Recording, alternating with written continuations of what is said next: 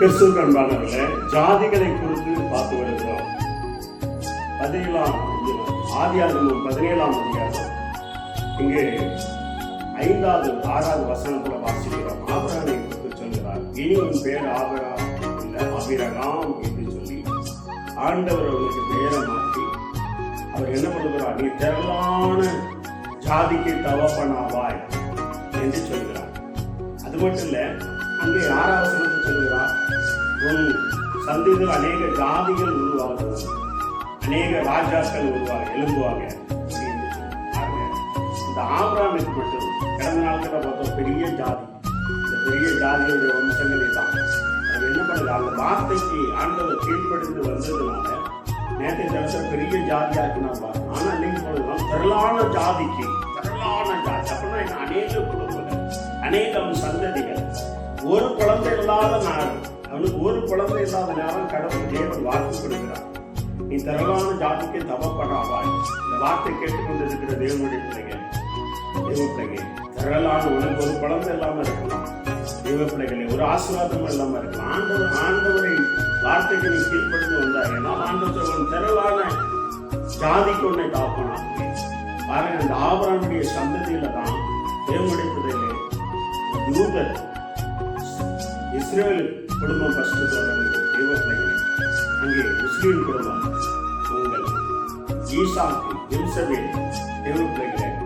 அதுக்கப்புறம் என்ன பண்றாங்கன்னா இங்கே அதுக்கப்புறம் கேத்துரால் வழியாக வருகிறது தேவ பிள்ளைகளே. இப்படி பல மக்கள், நமக்கு 3 மனைவி பிள்ளைகள் எல்லாம் அவனுடைய சந்ததி எல்லாம் பெருக்கமாகி தேவ பிள்ளைகள். அங்க என்ன நடக்குதுன்னா திரளான ஜாதி. அப்படின்னா திரளான ஜாதின்னா உடனே நீங்க நினைச்சாங்க அப்பா அவங்க ஜாதியே அந்த நாட்டிலே இருந்து அப்படி இல்லை, நிறைய பெருக அதுக்குதான் ஜாதி. கூட்டம் ஆக அந்த திரளான ஜாதிக்கு உன்னை தகப்பனாக்குவேன் என்று சொல்றார். ஒவ்வொரு குடும்பம் ஆனதுக்கு அப்புறம் ஒரு கிராமத்துல 100 குடும்பம் இருந்தாலே ஒரு பெரிய ஜாதியா இருக்கும். அப்புறம் 200 குடும்பம் இருப்பாங்க, 300 குடும்பம். அப்ப என்ன ஆயிடுது? அந்த ஜாதி இந்த ஜாதி, அந்த குடும்பத்துக்கு இந்த இப்படின்னு சொல்லி ஜாதியாக தேவப்பிள்ளைகளை பிரிக்கப்பட்டது என்று வேதத்துல பார்க்கிறோம். தேவப்பிள்ளை அப்பன்னா நான் உயர்ந்தவன் நீ உயர்ந்தவன் அப்படிங்கிறதெல்லாம் இல்லை. தேவப்பிள்ளைகளை திரளான ஜாதிக்கு உன்னை தகப்பனாகவே அவங்களிடத்திலிருந்து ராஜாக்கள் தோன்றுவார்கள். இன்னைக்கும் ஆபிரகாமுடைய சந்ததியிலிருந்து அநேக ராஜாக்கள் கொண்டிருக்கிறார்கள். தேவப்பிள்ளைகளை அவர்கள் ஆசீர்வதிக்கப்பட்டிருக்கிறார்கள். இந்த வார்த்தை கேட்டுக்கொண்டிருக்கிற தேவனுடைய பிள்ளையே பாருங்க, ஒரு கூட்டம் சந்ததி தேவப்பிள்ளையை பாருங்க, ஒண்ணுமில்லாத இருந்ததுக்கு அந்த 1, 2, 12, 70 லட்சம் இன்னைக்கு கோடியாக உலகத்துல ஆபிரகாமுடைய சந்ததி அவர்கள் பலவிதமான ஜாதியாக தொகுத்து வாழ்ந்து கொண்டிருக்கிறார்கள். தேவ பிள்ளையே, வார்த்தை கேட்டுக்கொண்டிருக்கிற தேவனுடைய பிள்ளையே, கடவுள் தான் உன் பேரை மாற்றணும், உன் தலையெழுத்தை மாத்துறது ஆண்டவர் தான். ஆபிரகாமை உன்னுடைய தலையெழுத்தை ஆண்டவர் மாற்றி அவனை பேரை பெருமைப்படுத்தின தேவன் உன்னை பேரை பெருமைப்படுத்த விரும்புகிறார். இந்த வார்த்தை கேட்டுக்கொண்டிருக்கிற தேவனுடைய பிள்ளையே, எனக்கு ஒரு சன்னிதானமே இல்லையே, ஒரு குழந்தையிலே நினைச்சு கொண்டிருக்காதே. ஆண்டவர்களுக்கு குழந்தை கொடுத்து திரளான ஜாதிக்கு உன்னை தகப்பனாக தாயாக வைக்கிற வல்லவராக இருக்கிறார். அவரால் கூடாத காரியங்கள் ஒன்றுமில்லை. நீ உன்னை கொண்டுதான் செய்ய வேண்டும். தேவ சமூகத்தில் கடந்து வர வேண்டும். தேவனுடைய வார்த்தைக்கு கீழ்ப்படிய வேண்டும். தேவ பிள்ளைகள் பலவிதமான ஜாதிகள் உருவானது என்று வேதத்தில் பார்க்கிறோம். தேவ பிள்ளைகளே, அதுக்கு ஒரு அடையாளமாக கொடுக்கப்பட்டதுதான் ஜாதி. தேவ பிள்ளைகளே, இந்த அளவுக்கு உன்னை பெரிய ஜாதியாக்கி உன்னை ஆசீர்வதிப்பேன் என்று சொன்னவர். அப்படி என்ன உலகத்திலே ஒரு சந்ததி தான் பெரிய ஜாதியாகும். இன்னைக்கு ஆபிரகாமுடைய சந்ததி தான் பெரிய ஜாதியாக வாழ்ந்து கொண்டிருக்கிறது. தேவ பிள்ளைகளே, அதுக்கு காரணம் அந்த ஆபிரகாமுடைய சந்ததியிலிருந்து வந்ததுதான். தேவ பிள்ளைகளே, இஸ்ரவேல் கோத்திரம், யூத ஜனங்கள், முஸ்லிம் ஜனங்கள், கிறிஸ்தவ ஜனங்கள். தேவ பிள்ளைகளே, அதனால் காரணம் என்னென்றால் தேவன் அவனுக்கு கொடுத்த வாக்குத்தத்தம். எனக்கு ஒரு ஆசீர்வாதம் இல்லையேன்னு சொல்லி தேவ பிள்ளையே நீ இயங்கிக் கொண்டிருக்கிறாயா? அடிவிடு போட்டுக் கொண்டிருக்கிறாயா?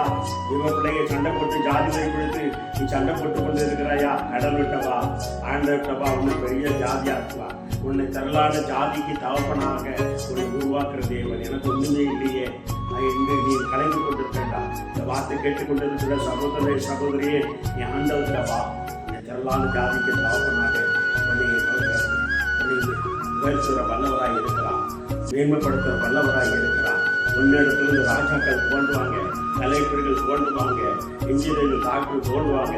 யாரெல்லாம் ஆண்டவருடைய வார்த்தைக்கு கீழ்ப்படுகிறார்களோ அது ஆண்டவர் அவர்களை பெரிய ஜாதியாக்கி அவனிடத்திலிருந்து ராஜாக்கள் தோன்றும்படியாக, முதலமைச்சர் தோன்றும்படியாக, பிரதமர் தோன்றும்படியாக, மந்திரி அமைச்சர் தோன்றும்படியாக, எம்பி எம்எல்ஏ தோன்றும்படியாக ஆண்டவர் உருவாக்க வல்லவராய் இருக்கிறார். கலெக்டராக தேவப்பிள்ளைகளை நீதிபதியாக உருவாக்க வல்லவராய் இருக்கிறார். தேவப்பிள்ளைகள் இது ஆபிரகாமுக்கு சொன்ன வார்த்தை நிறைவேற்றிக் கொண்டிருக்கிறது. ஆபிரகாமுடைய சந்தையில தான் இன்னைக்கும் அநேக சயின்டிஸ்ட் இருக்கிறாங்க. ஆபிரகாமுடைய சந்தையில தான் அநேக கண்டுபிடிப்பு அந்த பிள்ளைகள் தான் கண்டுபிடித்து கொண்டு இருக்கிறாங்க. நீங்களும் நான் என்னத்தை கண்டுபிடிக்கணும்? இட்லியை கண்டுபிடிக்கமா, போண்டாவை கண்டுபிடிக்கமா? நீ கடவுளுடைய பிள்ளையா மாறு. உன்னை திரளான ஜாதிக்கு உன்னை தாப்பன ஆக்கி தேவ பிள்ளைகள் விசேஷ ஞானத்தின் கிருபை கொடுத்து உன்னை பெரிய ஜாதியாக்கி உன்னை ஆசீர்வதிக்க வல்லவராக இருக்கிறார். கண்ணுபடி ஜெபமா நல்ல ஆண்டவரே சூத்திரம். ஆபிரகாம் இருந்தவனை அவனை ஆபிரகாம் என்று மாற்றி திரளான ஜனங்களுக்கு தாப்பனாக்கி அவரிடத்துல பலவிதமான ஜாதிகள் கூட்டம் பிரிந்தனப்பா. ராஜாக்கள் தோன்றினார்கள், மன்னர்கள் தோன்றினார்கள். ஆண்டவரே சோதரனப்பா, ஜவனேகள் அப்பா, நாட்டை ஆளுகிறவர்கள் தோன்றினார்கள், நாட்டை கண்டுபிடிக்கிறவரை தோன்றினார்கள் அப்பா. அந்த ஆபிரகாம் சந்ததி போல நம்முடைய பிள்ளைகளை மாற்றும் அப்பா. வீணான காரியங்களுக்கு சண்டை போட்டு அப்பா தாப்பனே யான் ஜாதி உயர்ந்தது நான் ஜாதி உயர்ந்து சொல்லாதபடி ஆண்டவரே நீர் கொடுக்கிற பட்டம் தான் பெரிய ஜாதி, நீர் கொடுக்கிற பட்டம் தான் திரளான ஜாதிக்கு தாப்பனாவே. எத்தனை பேருக்கு குழந்தை இல்லாமல் இருக்கிறதோ அவங்க எல்லாம் அப்பா திரளான ஜாதிக்கு தாப்பனாகும்படியாக ஆசீர்வதிக்கும்படியாக செரிக்கிறோம்.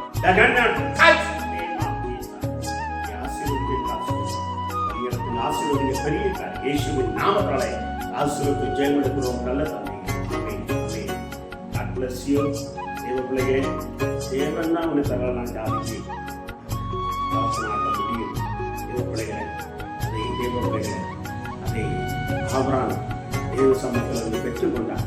நீங்களும் தேவனுடைய வார்த்தைக்கு கீழ்ப்படியும் போது எல்லான ஜாதிக்கு உங்களை ஆண்டவர் தாப்பனாக்க முடியாத உலக ஜாதி இல்லை, 5 வர ஜாதி இல்லை, தரலான ஜாதிக்கு தாப்பனாக்க உங்களை ஆசீர்வதிக்க முடியாத கடந்து வந்திருக்கிறார்.